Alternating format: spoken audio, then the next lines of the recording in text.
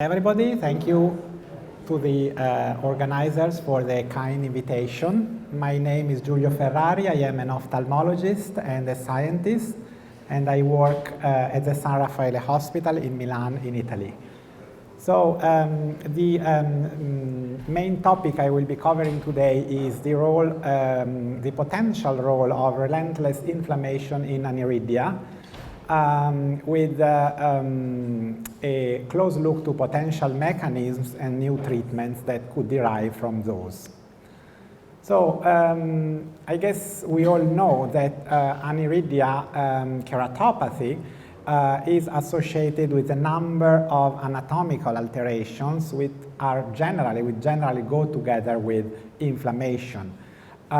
These include epithelial thinning, defects, and even ulcers, reduced density of corneal nerves, and in some cases neurotrophic keratopathy, the presence of inflammation and leukocyte infiltration and neovascularization have been well documented in these patients, and these altogether result in loss of transparency and also limbal stem cell deficiency. Although the question whether limbal stem cell deficiency is a cause or consequence of aniridia-associated keratopathy is still matter of debate.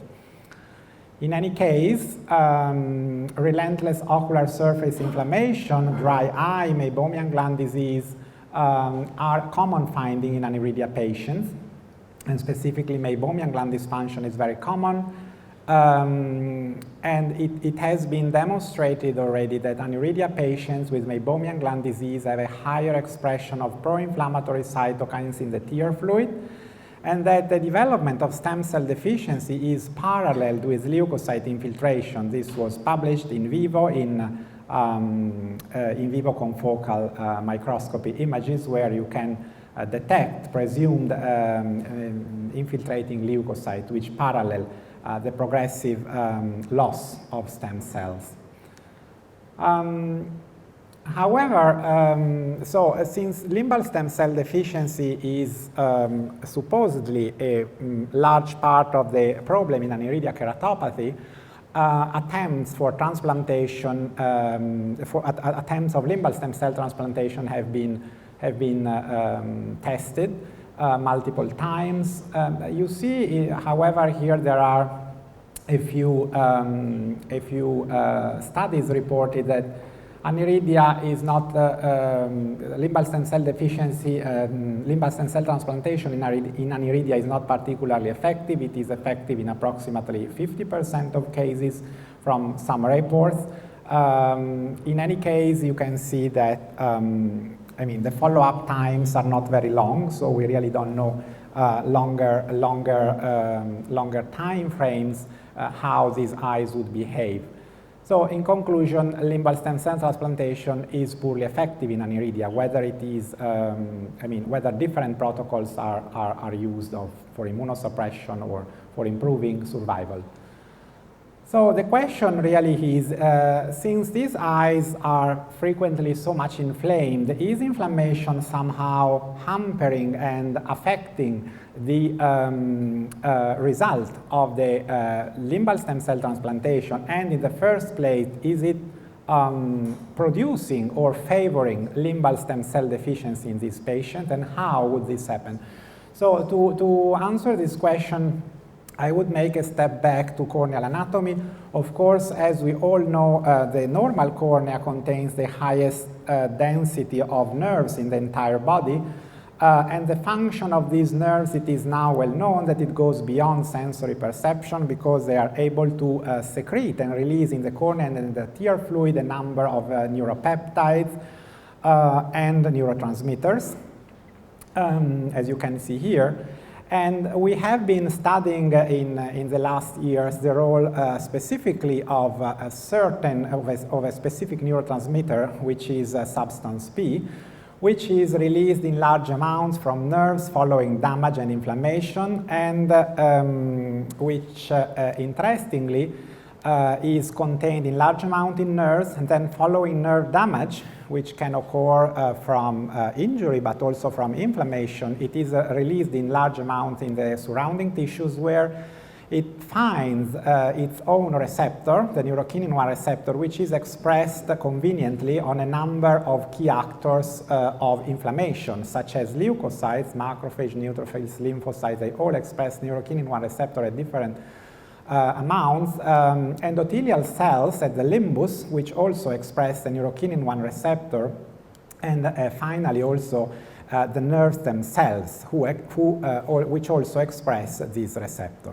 So there is then a concept of neuroinflammation and neurogenic inflammation, which is activated by the release of this substance. There are also others, of course, but we are now focusing on substance P, which allows basically to link nerve damage to the onset of inflammation and neovascularization in the cornea. So we have published this extensively in the last year, and we came to a conclusion that, in fact, corneal nerves have also a dark side, or a dark face, if you wish. Of course, we all know how are important nerves regarding eye blinking, lacrimation, and wound healing. But however, at least some of them have also, can also play a negative role in very common ocular surface diseases by promoting neurogenic inflammation, neuroinflammation, and pain. And just to mention this, there are mediators which are released by nerves during inflammation, which are also of cardinal importance in promoting pain. So inflammation and pain look to be very well associated in the cornea. So among the many different neuropeptides released by nerves in the cornea and in the tear fluid, we focused on one, which is substance P, which is a small peptide. And we focused on this first because it is highly expressed in both the human and the murine cornea. The mouse cornea is our experimental model, so it's very important that it recapitulates what we see in patients. And of course, it colocalizes with nerves, but it is also expressed in the corneal epithelium. And we found that following different types of injury in the mouse cornea, there is an increase in substance P content, which is also paralleled by the increase in number of well-known inflammatory markers, such as leukocytes, CD45 positive leukocytes. And so what is it, substance P? Substance P was discovered by von Euler. It's a small neuropeptide. It acts through a neurokinin-1 receptor, and it is generally produced when noxious stimuli activate peripheral neural endings. And it is highly released following peripheral nerve damage, and also highly conserved because it's conserved from mouse up to human. So we previously showed that we have previously shown the substance P is increased in corneal neovascularization, and in fact, in a small cohort of patients, we found that the more corneal neovessels were involved by, the more corneal quadrants were involved by neovessels, the more substance P was contained in the tear fluid. And we also found that there was a correlation between the amount of substance P and well, CNV score, as I said, but also with inflammation clinically graded in these eyes. And you can see that these patients were not specifically aniridic, but they had clinical pictures that were associated with severe and recalcitrant ocular surface inflammation, such as ocular cicatricial pemphigoid, ulcers, and different forms of ocular surface inflammation. So the next step was to test whether blockade of the substance P receptor could be effective in controlling inflammation in animal models of corneal neovascularization, and we found that in fact this was the case. So blocking the NK1 receptor with an antagonist was able to reduce corneal lymphangiogenesis and also hemangiogenesis, as you can see here, significantly, and most importantly, not only when the eyes were treated at the same time as the injury was administered, but also when the treatment was started after the neovascularization had already taken place, which is a condition that we see most frequently in the clinic, because it's very difficult to see a patient that comes before the vessels start growing. So, and in fact, even when the treatment was delayed, we observed the efficacy in reducing angiogenesis and also in reducing infiltration of macrophages and neutrophils.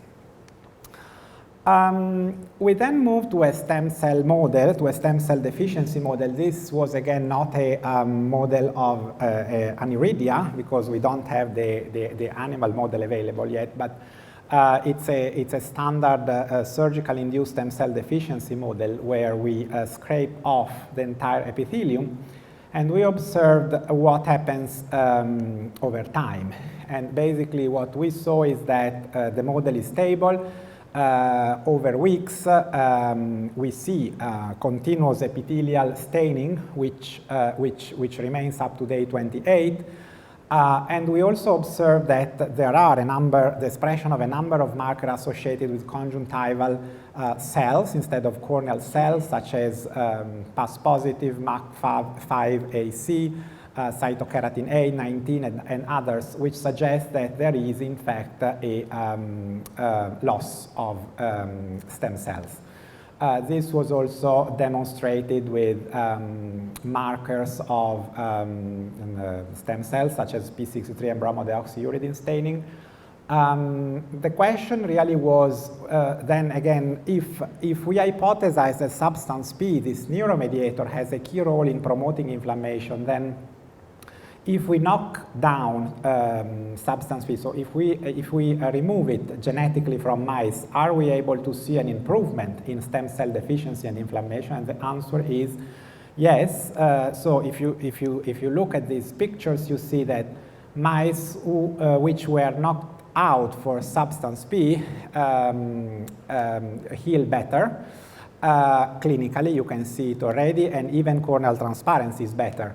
But most importantly, the same results could be achieved pharmacologically by applying a neurokinin-1 receptor antagonist, which is an inhibitor of substance P.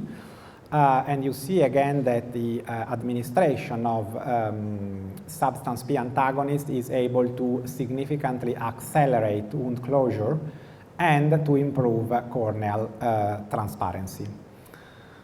Not only that, but similarly to mice that were knocked out for substance P, blockade of the substance P by a pharmacological means was able to reduce the infiltration of goblet cells in the cornea, and also to reduce expression of MAC5AC, which is also a marker of goblet cells, and cytokeratin 8. Also, topical application of a substance P antagonist or knocking down substance P increases the expression of cornea-specific markers. You can see them here, cytokeratin 12, for instance, which is increased. And it also increases the expression of epithelial cell markers. You can see also here, again, the P63 and the bromodeoxyuridine, which go up. Which suggests basically that the treatment is effective in preserving stem cell integrity in this model. What is the mechanism of all this? Well, potential mechanism that we found altered in these mice is mTOR signaling. So, as you may be aware, mTOR is a very comprehensive pathway, but basically what we found is that following excessive inflammation, as it occurs in stem cell deficiency in this model, there is an increase in mTOR signaling, and this is associated with the expression of H2AX, which is a marker of corneal cell senescence. So basically what happens is that following limbal stem cell deficiency associated with inflammation in this model, there is an excessive expression of mTOR, and you see that if you switch off basically substance P, there is a significant reduction in the mTOR activation and a significant reduction in cell senescence. So basically, just to summarize the findings that I've just presented you, we would like to push your attention on the ground and not only on the plant, meaning that a lot of interest and a lot of effort has been placed on ensuring that the cells that we transplant in limbal stem cell deficiency are truly stem cells that are not completely differentiated, and actually they are not differentiated at all. But we should also keep in mind that a lot will change when these cells encounter a specific milieu. So if the surrounding ground is pro-inflammatory or highly pro-inflammatory, then these cells will be pushed to differentiation. So a pro-inflammatory milieu is emerging as a key factor in promoting stem cell deficiency. Relentless ocular surface inflammation and limbal stem cell deficiency are a typical occurrence in Aniridia patients. Substance P promotes inflammation and limbal stem cell deficiency by binding to neurokinin-1 receptor. And in limbal stem cell deficiency, substance P activates mTOR signaling and accelerates epithelial senescence. So therefore, topical blockade of substance P is able to reduce neovascularization, reduce leukocyte infiltration, ameliorate limbal stem cell deficiency. And the next step to this would be to see if this mechanism is also replicated in Aniridia keratopathy. We are starting to collect patient samples, and hopefully we will be able to test if substance P and neurokinin-1 receptor have a role also in this. So these findings have now been published on Stem Cell Reports, and with this I'd like to thank you and take any questions if there are any. Thank you.